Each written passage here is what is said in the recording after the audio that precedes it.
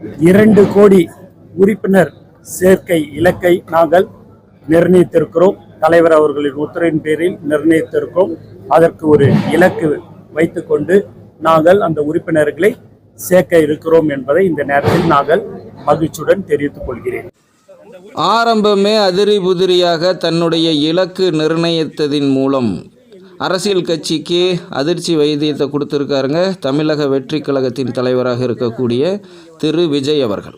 சமீபத்தில் நடந்த கட்சி நிர்வாகிகள் கூட்டத்தில் புதிதாக கட்சிக்கு 2 கோடி உறுப்பினர்கள் சேர்க்கைக்கான இலக்கு நிர்ணயிக்கப்பட்டு அதற்கான வழிவகைகள் கட்சி நிர்வாகிகளிடம் எடுத்துரைக்கப்பட்டிருக்குது.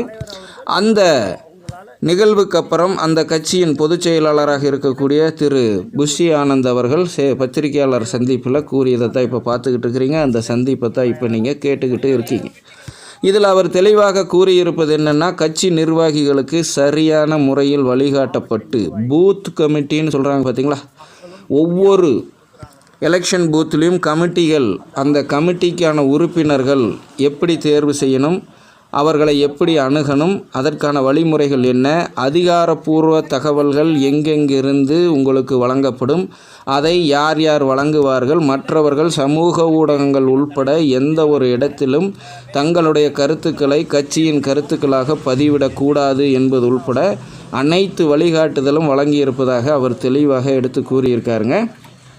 ஏற்கனவே தன்னுடைய மக்கள் இயக்கத்தின் சார்பாக வைத்திருக்கக்கூடிய நிர்வாகிகளை முதல் கட்டமாக இணைத்து அதில் அவர்கள் குடும்ப உறுப்பினர்கள் அல்லாது புதிய வாக்காளர்கள் இருப்பவர்களை எல்லாமே சேர்த்து மேலும் இணைத்து இந்த 2 கோடி இலக்கை எட்ட திட்டமிட்டிருப்பதாக தெரிவித்திருக்காருங்க. கூடுதலான தகவல் என்னென்னா, பத்திரிகையாளர் எழுப்பிய கேள்விக்கு இதற்கான இலக்கு கால அளவு என்ன என்பது கேட்டதுக்கு அவர் கூறிய பதிலை நீங்களே பார்த்துருப்பீங்க.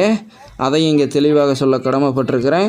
முடிந்தவரை எவ்வளவு சீக்கிரம் எட்ட முடியுமோ அவ்வளவு சீக்கிரம் இதை எட்டுமாறு விஜய் அவர்கள் கூறியிருப்பதாக அவர் கூறியிருக்காருங்க. ஸோ அரசியல் களம் அதிரடியாக சூடு பிடிக்க தொடங்கி இருக்குது.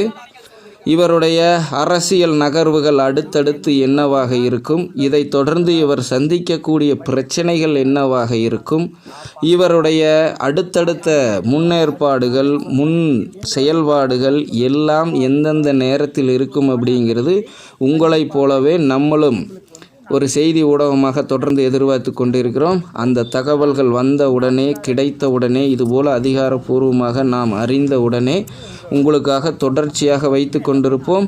அறிய வேண்டிய அவசிய அண்மை செய்திகளுக்காக இதை வழக்கம் போல் நம்மளுடைய ஜெம்சி நெட்வொர்க் இந்த சிசி நியூஸின் வழியாக உங்களுக்காக முன்வைக்குது.